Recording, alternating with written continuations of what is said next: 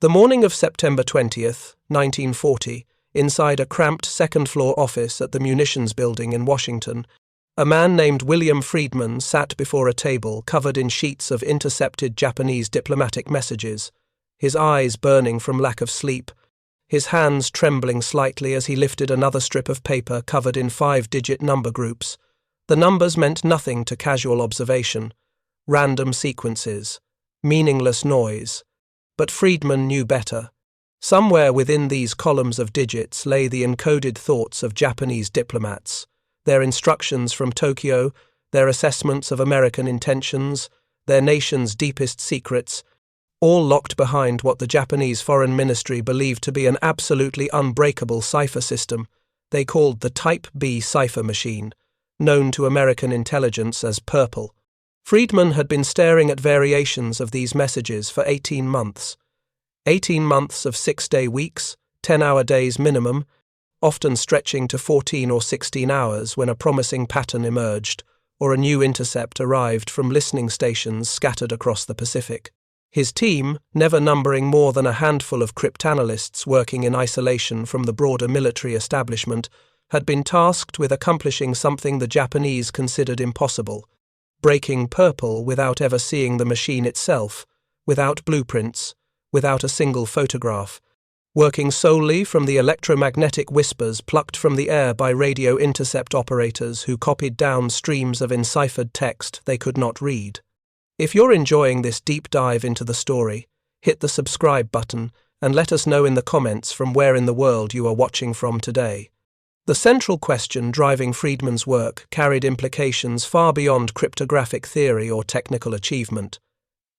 If his team succeeded, if they could reconstruct the logical architecture of a cipher machine they had never touched, never examined, never even glimpsed, American intelligence would gain access to Japan's most sensitive diplomatic communications at a moment when tensions between Washington and Tokyo were escalating toward what many believed would be inevitable conflict.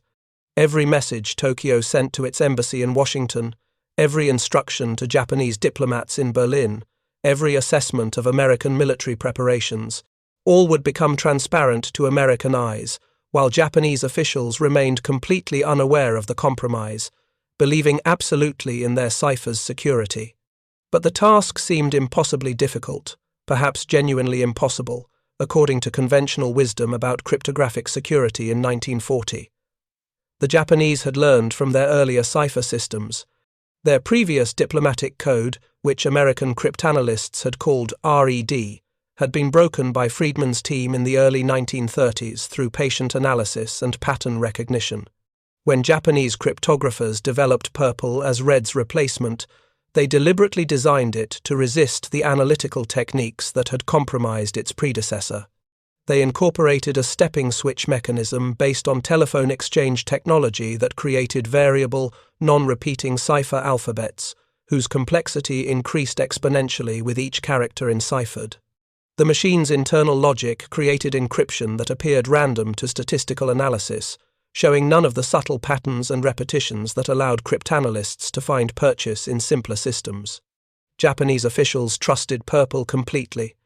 Their confidence rested not on blind faith but on careful mathematical analysis by their own cryptographic experts who understood cipher theory and had designed Purple specifically to resist the analytical methods they knew existed.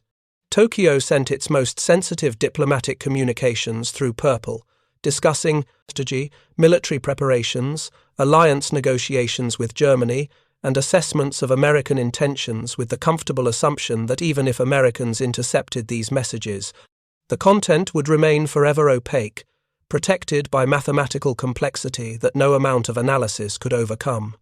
This assumption, this absolute confidence in technological superiority, would prove to be one of the most consequential miscalculations in the history of cryptography.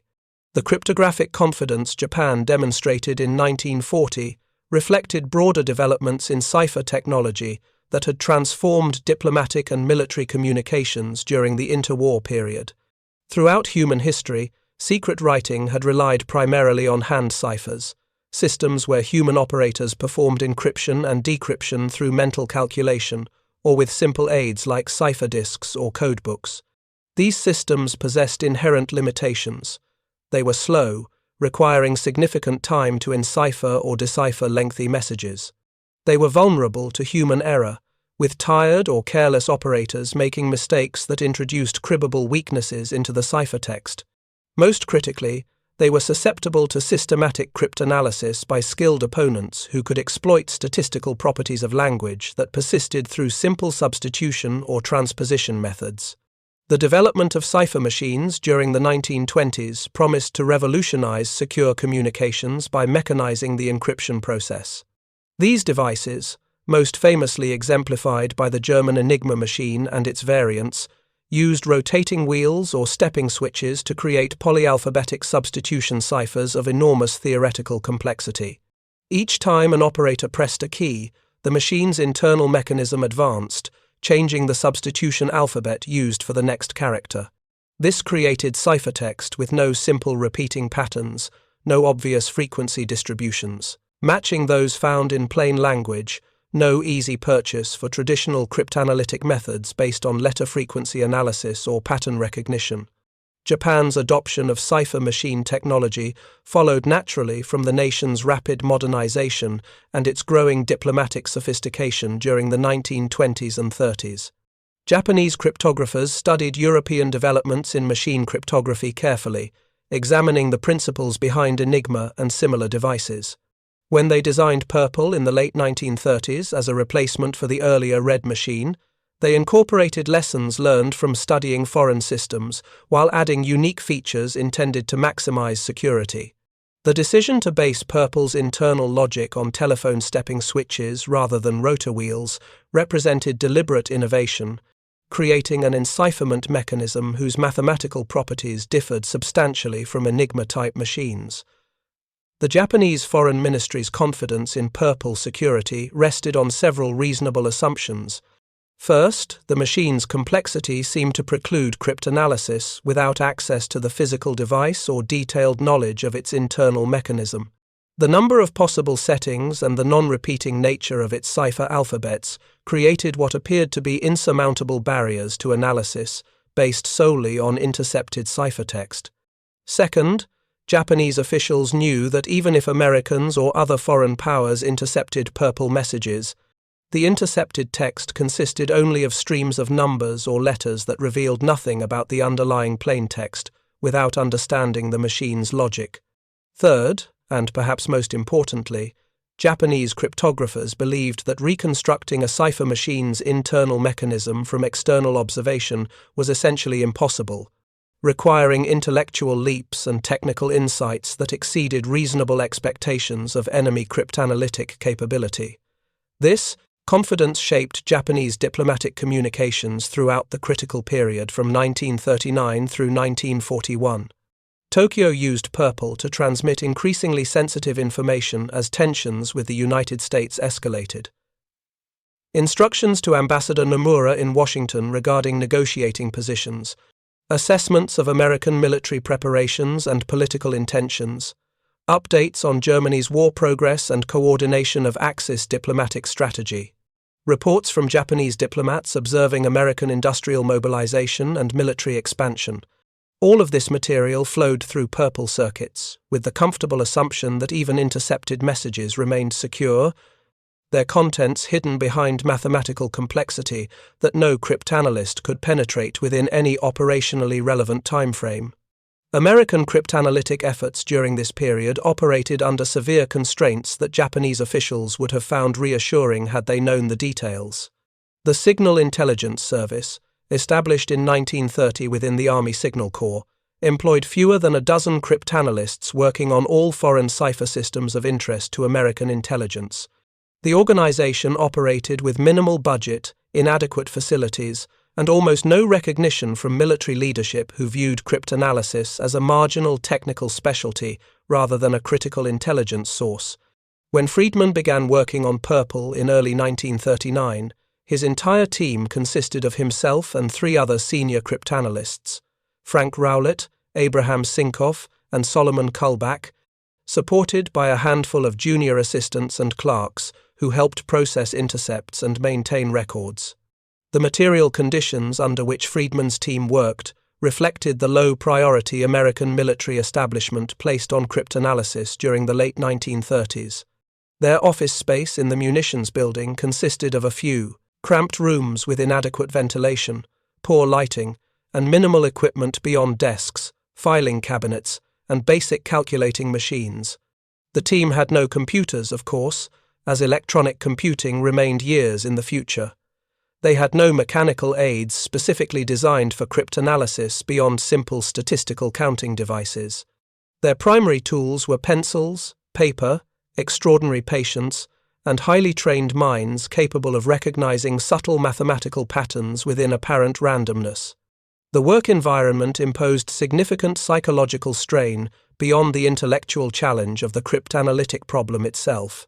Security requirements meant the team worked in isolation, unable to discuss their work with colleagues outside the immediate group, unable to seek advice or assistance from the broader mathematical or engineering community. The intercepted messages arrived irregularly from monitoring stations operated by the Army and Navy, sometimes in floods that overwhelmed the team's processing capacity, sometimes in frustrating droughts when atmospheric conditions disrupted radio propagation or Japanese diplomatic activity decreased.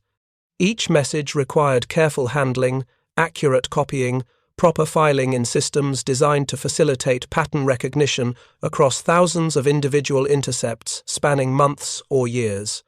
Friedman himself brought extraordinary qualifications to this seemingly impossible task. Born in Russia in 1891 and brought to America as a young child, he had studied genetics at Cornell University, earning a degree in science before being recruited to work on cryptography during the First World War. His scientific training in genetics, with its emphasis on pattern recognition and statistical analysis of hereditary traits, provided unexpected preparation for cryptanalytic work. Breaking ciphers required many of the same intellectual skills as analyzing genetic inheritance patterns, the ability to recognize subtle correlations within noisy data, the patience to pursue promising hypotheses through extensive testing, the disciplined skepticism to abandon approaches that proved unproductive despite initial promise. During the 1920s and early 30s, Friedman had established himself as America's preeminent cryptanalyst through patient, methodical work, breaking various Japanese diplomatic codes and ciphers. His success against red, the predecessor to purple, demonstrated his systematic approach to cryptanalysis. He would begin by collecting large quantities of intercepted messages, organizing them carefully by date and origin. He would perform statistical analysis looking for patterns, repetitions, or anomalies that might provide initial purchase into the cipher system. He would develop hypotheses about the encryption method, test these hypotheses against the available data, refine or discard them based on results, and gradually build understanding of the cipher's underlying logic through accumulated insights. When purple traffic first appeared in February 1939, replacing the red system American cryptanalysts had been reading routinely, Friedman recognized immediately that Japanese cryptographers had made a significant advance in security. The new traffic showed none of the statistical properties that had enabled the break into red. Frequency analysis, the fundamental tool of classical cryptanalysis, yielded nothing useful. The distribution of cipher characters appeared flat, showing no peaks corresponding to common letters in the underlying Japanese or English plaintext. Patterns that should have repeated if the cipher used simple substitution or even standard polyalphabetic methods failed to appear with expected frequency. Initial attempts to break purple using conventional cryptanalytic methods produced no results during the first months of work. Friedman's team tried various approaches based on their extensive experience with other cipher systems. They looked for repeated sequences in the ciphertext that might correspond to common phrases in diplomatic messages. They searched for exploitable patterns in message beginnings and endings, where formulaic language might create cribbable plaintext. They attempted to use known or guessable plaintext from messages whose content could be inferred from external political events to work backward into the cipher system. Nothing produced the breakthrough needed to understand purple's encryption logic. The mounting frustration during spring and summer of 1939 reflected not just the technical difficulty of the problem, but also the growing strategic importance of solving it. International tensions were escalating rapidly across multiple theatres. Germany had absorbed Austria in the Anschluss of March 1938 and dismembered Czechoslovakia in March 1939. Japan's war in China, begun with full-scale invasion in July 1937, continued grinding forward with massive casualties and no clear resolution. The likelihood of broader conflict involving the United States increased month by month, making access to Japanese diplomatic communications increasingly critical for American policymakers who needed accurate intelligence about Japanese intentions, capabilities, and strategic thinking. Friedman's breakthrough approach to purple emerged not from conventional cryptanalytic techniques, but from a fundamental reconceptualization of how to attack a cipher machine without physical access to it. Rather than focusing exclusively on the encrypted messages themselves, he began thinking systematically about the machine's probable internal logic based on what could be inferred from the ciphertext's mathematical properties. This shift in perspective, from treating purple as a code to be broken through pattern analysis to understanding it as an engineered device whose mechanism could be reconstructed through careful reasoning, represented the critical intellectual leap that made success possible. The team's work proceeded through several distinct phases, each building on insights gained from previous efforts.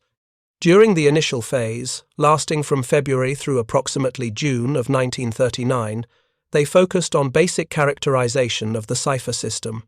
They determined that purple employed polyalphabetic substitution, meaning different plaintext letters were encrypted differently depending on their position in the message. They established that the system divided the alphabet into two separate groups that were processed differently, with 6 letters encrypted through one mechanism and 20 letters through another. This division, unusual in cipher machine design, provided the first important clue about purple's internal structure.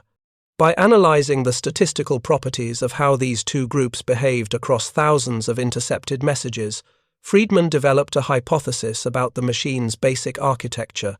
The 6-letter group appeared to be processed through a simple stepping mechanism that advanced regularly with each character. The 20-letter group showed more complex behavior, suggesting a mechanism with multiple stepping motions that created highly irregular substitution patterns. This insight suggested that purple might use different physical mechanisms for the two groups, perhaps combining simpler technology for one portion with more sophisticated components for the other. The second phase of analysis, extending through late 1939, involved what cryptanalysts call running down the sixes, working to completely solve the encryption of the 6-letter group while temporarily setting aside the more complex 20-letter portion. This approach reflected sound analytical strategy. Solve the simpler problem first, use that solution to constrain possibilities for the harder problem, then attack the remaining complexity with reduced uncertainty. Frank Rowlett led much of this effort, spending hundreds of hours manipulating intercepted messages, looking for patterns in how the 6 letters were substituted, testing hypotheses about the stepping mechanism's behavior. The work required extraordinary attention to detail and tolerance for tedious repetition. Each hypothesis about the 6-letter mechanism's behavior needed testing against every available message in the growing archive of intercepted purple traffic. A promising pattern noticed in one message might prove coincidental when checked against others. An approach that successfully explained encryption behavior in messages from one time period might fail completely for traffic from different dates, suggesting the machine's operators had changed settings according to a predetermined schedule. Every dead end required backing up, reconsidering assumptions, and trying alternative approaches. By January of 1940, the team had achieved substantial success against the 6-letter group, developing techniques that allowed them to decrypt this portion of messages with reasonable reliability. This partial success, while falling far short of reading complete messages, provided crucial insights into purple's overall design philosophy. The 6 letters were processed through what appeared to be a relatively simple stepping switch mechanism that advanced through its possible positions according to a predictable sequence. This mechanism resembled components used in automatic telephone exchanges, devices that used rotating switches to establish connections between callers. The recognition that purple might be based on telephone technology rather than the rotor wheels used in Enigma-type machines represented a major conceptual breakthrough. Telephone stepping switches, widely used in commercial telecommunications equipment throughout the 1930s, operated on different mechanical and mathematical principles than cipher rotors.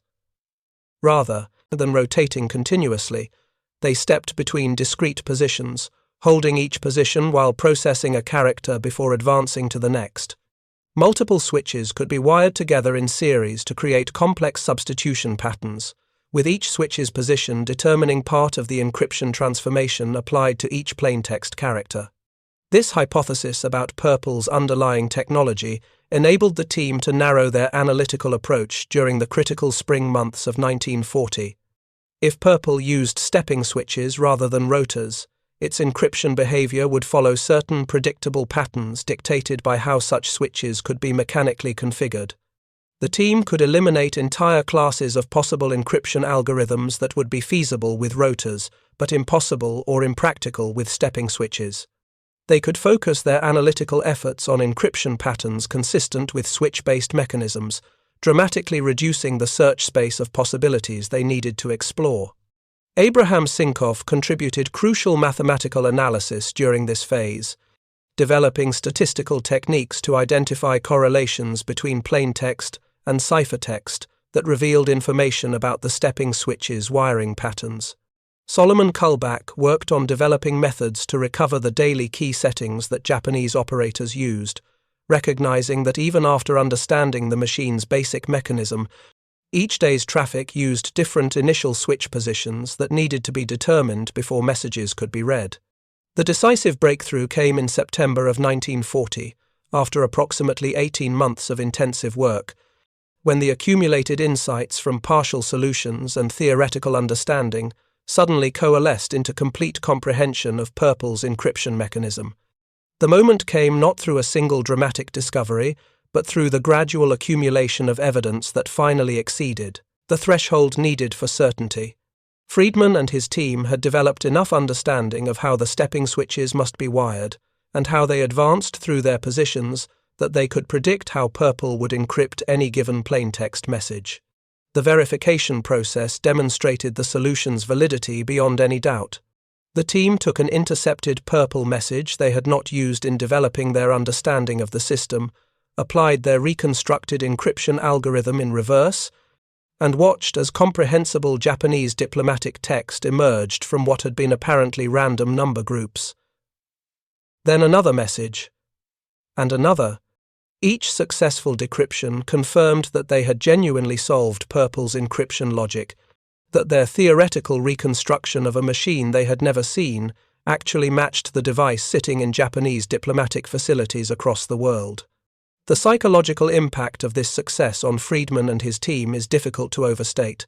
They had accomplished something Japanese cryptographers had considered impossible: reconstructed a sophisticated cipher machine's complete internal logic from external observation alone. Every assumption about cryptographic security that Japanese officials relied upon had proven false. The mathematical complexity that was supposed to protect purple traffic provided insufficient defense against patient, systematic analysis by skilled cryptanalysts willing to invest months of intensive work. The belief that cipher machines were secure as long as the physical device remained secret had been demonstrated to be dangerously wrong.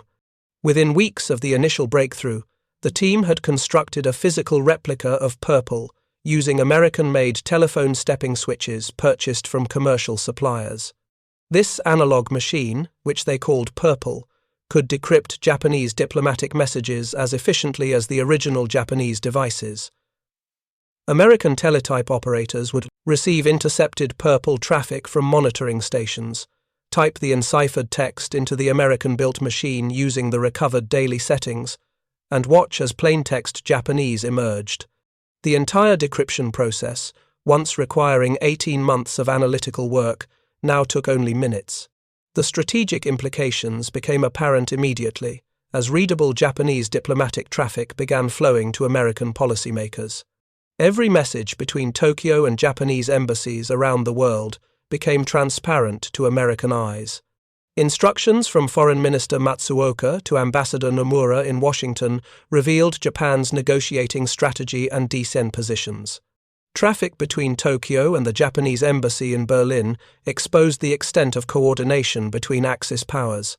Messages from Japanese diplomats in various capitals provided Tokyo's assessments of those nations' intentions, military preparations, and political situations, now available to American intelligence within hours of transmission. If you find this story engaging, please take a moment to subscribe and enable notifications. It helps us continue producing in-depth content like this. The human cost of achieving this breakthrough manifested most dramatically in Friedman himself, who suffered a severe nervous breakdown in early January of 1941, roughly 4 months after the successful solution. The sustained intellectual intensity required to break purple, combined with the isolation imposed by security requirements and the mounting pressure as international tensions escalated toward war, exceeded even his considerable psychological resilience. He was hospitalized at Walter Reed Army Medical Center, diagnosed with what medical records described as a psychoneurotic condition brought on by overwork and strain. His colleagues understood the toll the work had taken. Frank Rowlett later described the final months of the Purple Project as a period of almost unbearable tension, with the team working under constant pressure, knowing that war might come at any moment, and that their success or failure might influence whether American policymakers received adequate warning of Japanese intentions. The knowledge that Japanese diplomats continued using Purple with complete confidence in its security, unaware that every message was being read by their American adversaries, created a strange psychological burden for the American cryptanalysts, who understood the magnitude of the intelligence advantage they had created. The breakthrough against Purple represented not just a technical achievement, but a fundamental shift in the balance of intelligence capabilities between the United States and Japan. Throughout 1941, as diplomatic tensions escalated and military preparations accelerated on both sides, American leaders possessed access to Japan's most sensitive diplomatic communications, while Japanese officials remained completely unaware of the compromise. Tokyo's instructions to its Washington embassy regarding negotiating positions became known to the State Department before Ambassador Nomura received them. Japanese assessments of American military preparations and industrial mobilization were read by American intelligence officers within hours of transmission from Tokyo.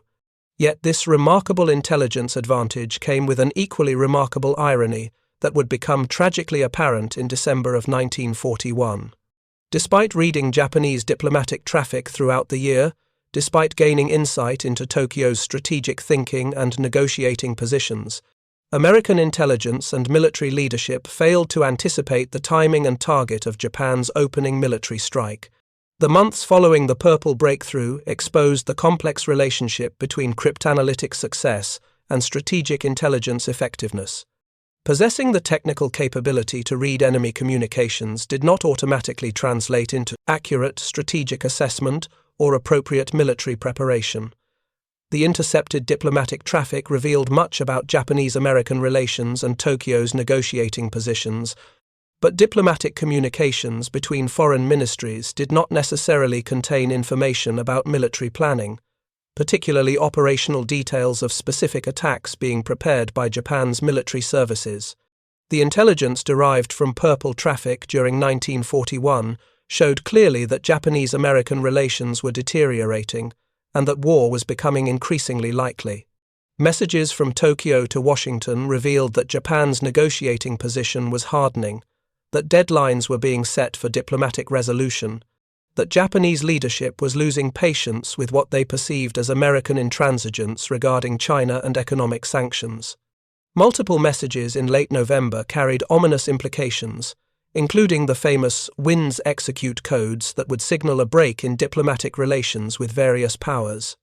However, the diplomatic traffic provided limited insight into specific military plans, because Japanese diplomatic and military organizations maintained separate communication channels. The Foreign Ministry used Purple for its diplomatic traffic, but the Imperial Japanese Army and Navy used completely different cipher systems for military communications. While American cryptanalysts had achieved some success against certain Japanese military codes, they had not broken the primary operational codes used for planning and executing military operations. The result was a dangerous intelligence gap. American officials could read what Japanese diplomats were saying but remained largely blind to what Japanese military commanders were planning. The distribution and use of purple intelligence within the American government also created significant problems that limited its strategic value. Decrypted Japanese diplomatic messages were distributed to only a handful of senior officials under the code name Magic, with severe restrictions on who could access the material and how it could be used. These security restrictions, while understandable given the critical importance of protecting the source, meant that many officials who needed intelligence to make informed decisions never received it, or received it too late to influence their actions. The small number of people cleared for Magic access created bottlenecks in intelligence distribution. Decrypted messages accumulated faster than the limited staff could translate and distribute them. Important messages sometimes reached key decision-makers days after their interception and decryption, reducing their operational value. The rigid security compartmentation meant that different parts of the government and military worked with different pieces of the intelligence puzzle without any mechanism for integrating their partial understanding into a comprehensive picture of Japanese intentions. Military commanders in Hawaii, who would bear the immediate consequences of Japanese military action in the Pacific, received only sanitized summaries of Magic intelligence rather than the actual decrypted messages. Admiral Husband Kimmel and General Walter Short, responsible for defending Pearl Harbor, were kept informed of the general deterioration in Japanese-American relations, but did not receive the specific diplomatic traffic that might have helped them understand the urgency of the situation or the imminence of hostilities. This protection of sources, carried to an extreme that arguably compromised operational effectiveness, meant that the officers best positioned to prepare defenses against Japanese attack worked with incomplete information. The final weeks before Pearl Harbor demonstrated both the capabilities and limitations of the intelligence advantage gained through breaking purple. On November 26, 1941, the Japanese Foreign Ministry sent its ambassadors in Washington a long message laying out Japan's final negotiating position, including demands that American officials found completely unacceptable. American leaders read this traffic and understood that diplomatic resolution was increasingly unlikely. On December 1st, Tokyo sent another message instructing its embassies to begin destroying codebooks and cipher machines, a clear indication that Japan was preparing for war. On December 6th, American cryptanalysts intercepted and decrypted a 13-part message from Tokyo to the Washington embassy, with a 14th part arriving early on December 7th. The message instructed Ambassador Nomura to deliver Japan's formal rejection of American proposals to the Secretary of State at precisely 1 o'clock that afternoon, Washington time. Various officials read this traffic during the night and early morning, understanding that it signaled the imminent outbreak of hostilities, but no one made the critical calculation that 1 o'clock Washington time would be 7:30 in the morning in Hawaii, or connected this timing to the possibility of a surprise military strike against American forces in the Pacific. The attack on Pearl Harbor came at 7:55 on the morning of December 7, 1941, while decrypted Japanese diplomatic messages sat on desks in Washington, their implications understood but not acted upon with the urgency the situation demanded.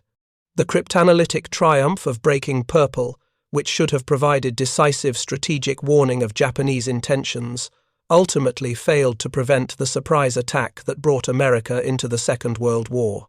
The intelligence was available, the capability to read enemy communications existed, but the organizational structure and analytical processes needed to transform raw intelligence into actionable warning did not function effectively under the pressure of approaching crisis.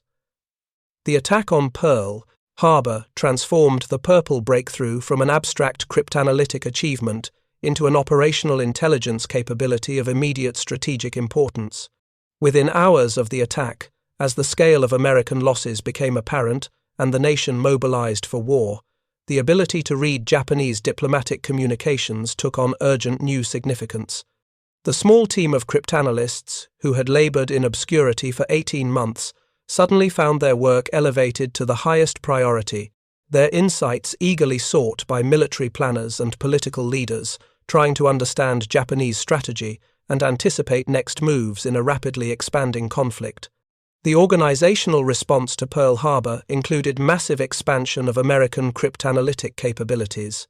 The Signal Intelligence Service, which had operated with fewer than a dozen cryptanalysts when Friedman began working on Purple, grew rapidly into a substantial organization, employing hundreds of personnel by 1942 and thousands by war's end. New facilities were constructed to house the expanding workforce. Additional Purple analog machines were built to process the growing volume of intercepted Japanese diplomatic traffic. Training programs were established to prepare new cryptanalysts, translators, and support personnel for the specialized work of signals intelligence. William Friedman, recovered from his nervous breakdown by mid-1941, returned to active duty, but never again bore the same direct operational responsibility for cryptanalytic work that had driven him to psychological collapse. His role shifted toward broader oversight, consultation on difficult problems, and development of cryptanalytic theory and techniques. The organization he had helped build continued expanding without his day-to-day leadership, institutionalizing methods he had pioneered, and training new generations of cryptanalysts in approaches he had developed through years of patient work against Japanese cipher systems. The Purple intelligence continued flowing throughout the war, providing American leaders with unprecedented access to Japanese diplomatic thinking and strategic assessment. Every message between Tokyo and Japanese diplomatic posts around the world remained readable to American cryptanalysts. Instructions to Japanese ambassadors revealed Tokyo's negotiating positions and diplomatic strategy. Messages from Japanese diplomats in Axis capitals exposed the state of German-Japanese relations and coordination. Reports from Japanese officials in neutral countries provided Tokyo's intelligence assessments and strategic analysis, all now available to American planners. The intelligence value of Purple decrypts proved uneven across different aspects of the war. The system provided excellent insight into Japanese diplomatic activities, political thinking at senior levels, and strategic assessment of the war's progress. Japanese diplomats reported honestly to Tokyo about conditions in the countries where they served, providing valuable intelligence about industrial production, military preparations, and political sentiment in both allied and neutral nations.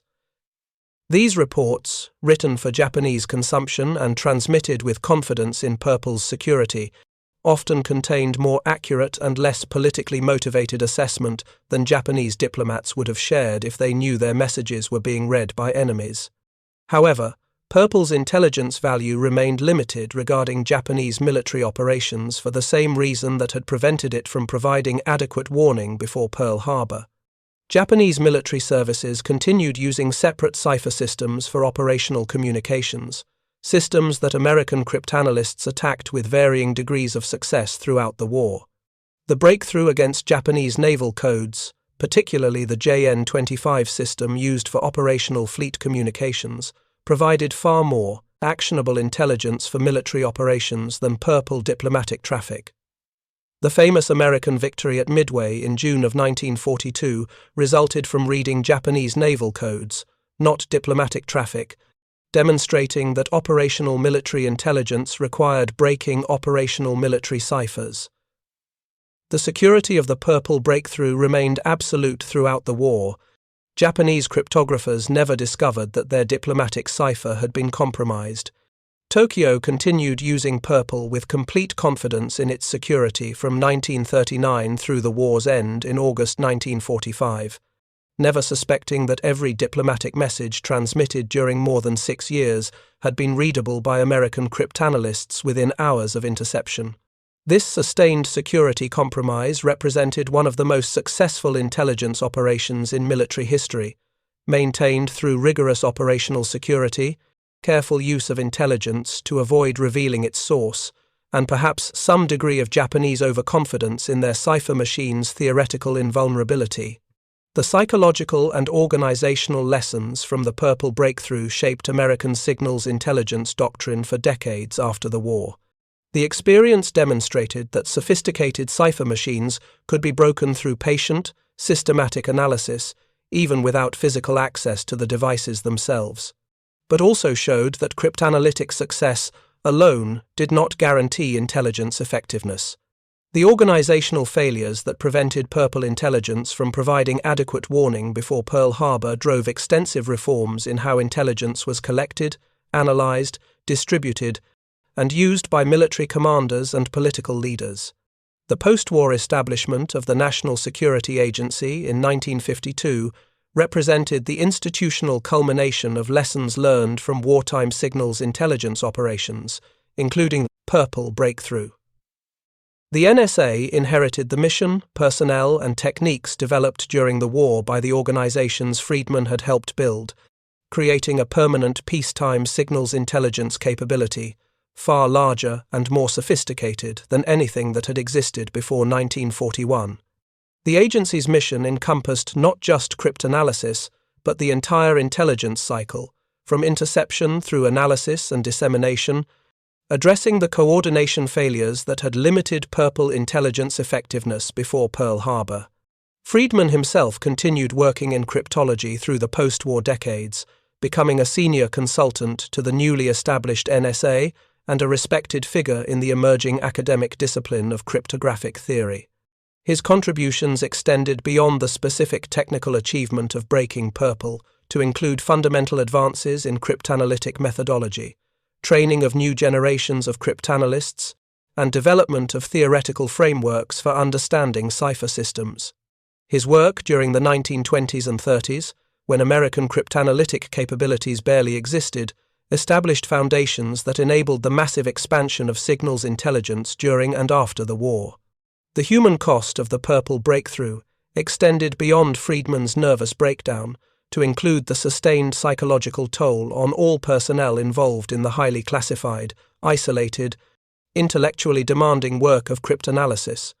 The mental strain of working with fragmentary information, following analytical dead ends, maintaining security isolation from colleagues and family, and bearing responsibility for intelligence that might influence life and death decisions, affected many cryptanalysts throughout the war. The work required unusual combinations of mathematical skill, linguistic ability, puzzle-solving intuition, and psychological resilience that proved difficult to find and exhausting to sustain over years of intensive effort. The security restrictions that protected the Purple Breakthrough during the war continued long after 1945, preventing public recognition of the achievement for decades. Friedman and his colleagues worked in complete obscurity, their contributions to Allied victory unknown to the public and unrewarded by the recognition typically accorded to military heroes. The first substantial public disclosure of the Purple Breakthrough came only in the 1970s, more than 30 years after the fact, when declassification of wartime intelligence records finally revealed the story. By then, many of the key participants had died or retired, never receiving public acknowledgement of their contributions during their active careers. The technical achievement of reconstructing Purple's encryption mechanism without ever seeing the physical device remained remarkable, even by later standards, after electronic computers had transformed cryptanalysis and made certain types of analysis far easier than they had been in 1940. The intellectual feat of understanding a complex electromechanical system solely from analysis of its inputs and outputs, using only pencils, paper, and mechanical calculators, demonstrated extraordinary analytical capability and methodological sophistication. Modern cryptanalysts, working with computational tools Friedman could never have imagined, still regard the Purple Breakthrough as one of the most impressive achievements in the history of their profession. The broader significance of breaking Purple extended beyond its immediate intelligence value to include its demonstration that cryptographic security, based solely on cipher complexity, was insufficient against determined, skilled analysis. This lesson influenced post-war cryptographic development, encouraging emphasis on provable mathematical security rather than assumed protection through complexity. The theoretical work on information security that emerged during and after the war, including Claude Shannon's foundational papers on cryptography and information theory published in 1949, built partly on lessons learned from wartime experiences, including the Purple Breakthrough. The irony that Japanese officials transmitted their nation's most sensitive diplomatic communications through a cipher they believed unbreakable, while American cryptanalysts read every message represented more than just a technical intelligence success. It symbolized the broader miscalculations and misunderstandings that characterized Japanese-American relations during the period leading to war. Japanese leaders consistently underestimated American technological capabilities, industrial capacity, and willingness to mobilize national resources for extended conflict. The Purple Compromise provided one specific example of this broader pattern of Japanese underestimation of their adversaries' capabilities. The relationship between the Purple Breakthrough and the Pearl Harbor attack remained controversial among historians for decades after the war. Some argued that the available intelligence, if properly analyzed and distributed, should have provided adequate warning of Japanese intentions and possibly the specific timing of the attack. Others contended that diplomatic traffic alone could never have revealed military operational plans, and that the failure to anticipate Pearl Harbor reflected not intelligence failure, but the fundamental impossibility of predicting specific military actions from diplomatic communications. This debate continued through numerous investigations, official inquiries, and historical studies without reaching definitive consensus. What remained undeniable was that breaking Purple represented one of the most significant cryptanalytic achievements of the Second World War, comparable in importance to British success against German Enigma ciphers and contributing substantially to Allied victory. The intelligence derived from reading Japanese diplomatic communications throughout the war provided American leaders with insights into enemy thinking, strategy, and assessment that would have been impossible to obtain through conventional intelligence methods. The sustained access to these communications, maintained without Japanese knowledge throughout more than 6 years of war, provided cumulative strategic advantage that influenced countless decisions at every level of American policy and military planning. The personal cost to William Friedman, who sacrificed his mental health in pursuit of the solution, highlighted the human dimension of intelligence work that often remained hidden behind technical achievements and organizational structures. His nervous breakdown in January 1941, coming just months after the breakthrough and less than a year before Pearl Harbor, demonstrated that even successful intelligence operations carried prices measured not just in resources and organizational effort, but in human psychological toll. The sustained intellectual intensity, the isolation imposed by security requirements, the pressure of knowing that failure might have strategic consequences, and the absence of recognition or reward combined to create burdens that exceeded what many individuals could bear. The legacy of Friedman's work extended far beyond the specific technical achievement of breaking Purple. His methodical approach to cryptanalysis, his emphasis on systematic collection and organization of data, his development of statistical techniques for pattern recognition, and his training of subsequent generations of cryptanalysts established foundations for modern signals intelligence that persisted through the digital revolution and into the 21st century. The National Security Agency that emerged from wartime signals intelligence organizations traced its intellectual lineage directly to techniques and approaches Friedman had pioneered during the 1920s and 30s, when American cryptanalytic capabilities barely existed. The story of breaking Purple ultimately illustrated fundamental truths about intelligence work that transcended the specific historical moment. Technical capability to collect intelligence, no matter how sophisticated, did not automatically translate into strategic insight or effective decision-making. Organizational structures for analyzing and distributing intelligence mattered as much as cryptanalytic skill in determining whether collected information influenced decisions and actions. Security requirements needed to be balanced against the imperative to get intelligence to those who could act on it, a tension that the Purple experience highlighted but did not resolve. These lessons, learned at high cost during the period surrounding Pearl Harbor, continued shaping intelligence doctrine and practice for generations afterward. The Japanese assumption that purple was unbreakable reflected broader patterns of technological overconfidence that affected all combatants during the Second World War to varying degrees. The belief that cipher machine complexity alone provided adequate security, without considering the possibility of sustained analytical attack by skilled cryptanalysts, proved dangerously wrong but remained a common assumption among military and diplomatic organizations that adopted machine cryptography. The purple breakthrough demonstrated that determined adversaries would invest whatever resources necessary to attack cipher systems, protecting the most valuable communications, and that even sophisticated encryption mechanisms remained vulnerable to patient, systematic analysis. The transformation of William Friedman from an obscure geneticist working on agricultural research to America's preeminent cryptanalyst, and his team's journey from a handful of analysts in a cramped government office to the nucleus of what would become the world's most sophisticated signals intelligence organization, mirrored America's own transformation during the period from isolationist power to global military and intelligence leader. The work that seemed impossible in early 1939, breaking a sophisticated cipher machine without ever seeing it, had become routine operational capability by war's end. As American cryptanalytic organizations read enemy communications across multiple theaters and provided intelligence that shaped strategy at the highest levels. The morning of September 20th, 1940, when William Friedman sat before that table of intercepted Japanese diplomatic messages with burning eyes and trembling hands, marked a turning point, not just in cryptanalytic history, but in the broader intelligence relationship between adversaries, preparing for inevitable conflict. The numbers on those pages, meaningless to casual observation, contained secrets that Japanese officials believed were protected by unbreakable encryption. Friedman and his small team proved that assumption wrong through 18 months of patient, brilliant, psychologically exhausting work that demonstrated both the possibilities and the costs of modern signals intelligence.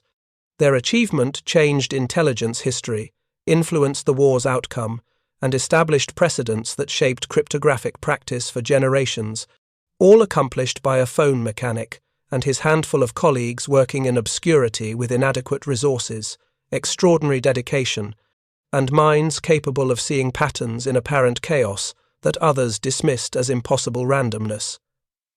Thank you for watching. For more detailed historical breakdowns, check out the other videos on your screen now, and don't forget to subscribe.